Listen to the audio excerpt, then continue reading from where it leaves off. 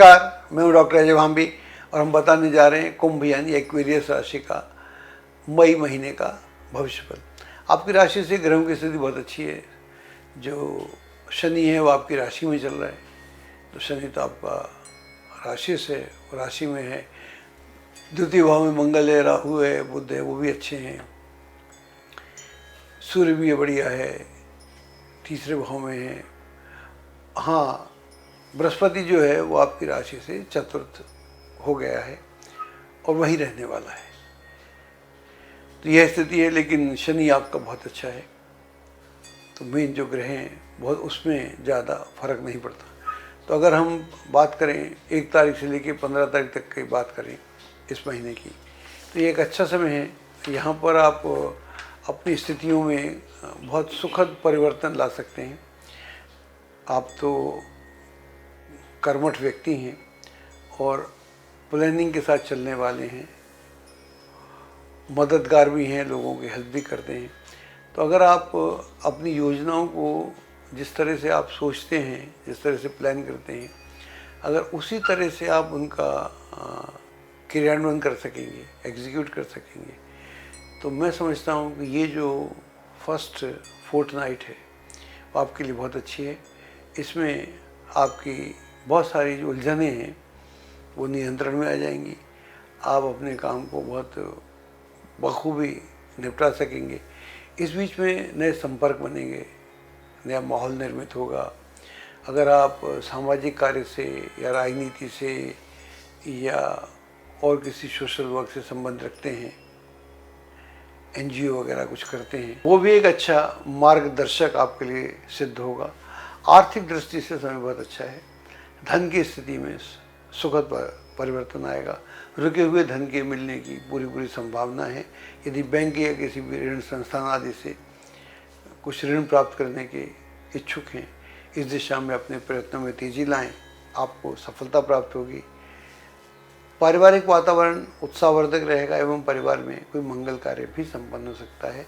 यात्राओं का सिलसिला बना रहेगा और ये यात्राएं आपके लिए काफ़ी लाभदायक सिद्ध होंगी। 15 से लेकर 30 तक का या अंत तक का, महीने के अंत तक का जो समय है, वो जो समय है आपके लिए कुल मिला के तो ख़राब नहीं है, लेकिन ख़ास तौर से 20 से 21 तारीख के आसपास, 19, 20, 21, जब राहु और मंगल की युति होगी, तब ध्यान रखिएगा उन दिनों में परिवार में किसी व्यक्ति के साथ, खासतौर से बुजुर्ग व्यक्ति के साथ कहा सुनी हो सकती है या ऐसी बात हो सकती है जो पहले कभी ना हुई हो, तो वो एक चिंता का विषय हर किसी के लिए बन सकती है। तो ये सारी बातें ध्यान रखने की आवश्यकता है। और इन दिनों में धन का आदान प्रदान उन लोगों के साथ नहीं करना चाहिए जिनके साथ आपका परिचय ठीक से नहीं है या जिन लोगों को आप ठीक से जानते नहीं हैं। तो उन बिना जांच पड़ताल के ऐसा नहीं करना चाहिए।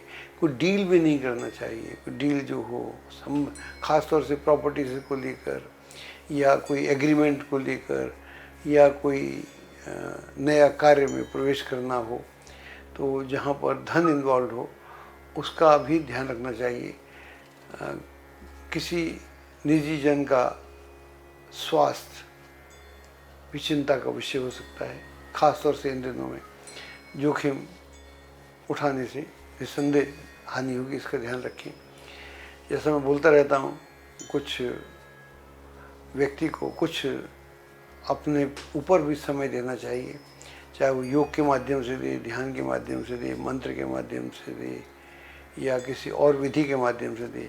अगर आप कुछ करते हैं तो बहुत ही बढ़िया है, अगर आप नहीं करते हैं तो सीधा सा मंत्र है ओम नमो शिवाय, और इसका जितना जाप कर सकें उतना कम है। एक माला कर लेंगे तो मैं समझता हूँ बहुत है। आप कुछ भी कर सकते हैं और ये इस मंत्र को करने में कोई दोष में नहीं लगता। एक स्थान पर बैठ के करेंगे तो ज़्यादा बेहतर रहेगा। इस मंत्र को करिए तो जो भी आपकी दिक्कतें हैं उनसे आपको राहत प्राप्त होगी। और कई बार जब हम अपने से जुड़े रहते हैं तो हमको चीज़ों का आभास हो जाता है, हमको समझ में आ जाता है इस व्यक्ति के साथ डील नहीं करना चाहिए, या आज वहाँ नहीं जाना चाहिए, या ऐसी बात हमको नहीं बोलना चाहिए, तो हमको खुद ही आभास हो जाता है। जब खुद ही आभास हो जाता है तो फिर हम ज़ाहिर है उस स्थिति से बच सकते हैं। जब आप खुद से जुड़े रहते हैं, हम सबसे जुड़े रहते हैं, दुर्भाग्य ये खुद से नहीं जुड़ते। तो मैं प्रयास कर रहा हूँ कि अगर आप अपनी राशि से जुड़ें तो आप बहुत अच्छा रहेगा, तो फिर आप स्थितियों को अपने नियंत्रण में कर सकते हैं। बहुत जल्द हम नक्षत्र मेडिटेशन प्रारंभ करने जा रहे हैं। नक्षत्र मेडिटेशन एक नई टेक्निक है, इनोवेटिव टेक्निक है, जिसको हमने आज से 12 वर्ष पहले खोजा था और इस पे हमारी किताबें भी मार्केट में हैं।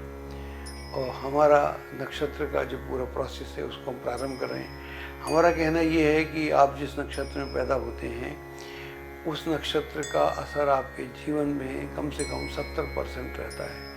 आपका बचपन से लेके गर्भाधान से लेके मृत्यु तक जितने षोडश संस्कार होते हैं उसमें नक्षत्रों का महत्वपूर्ण योग रहता है।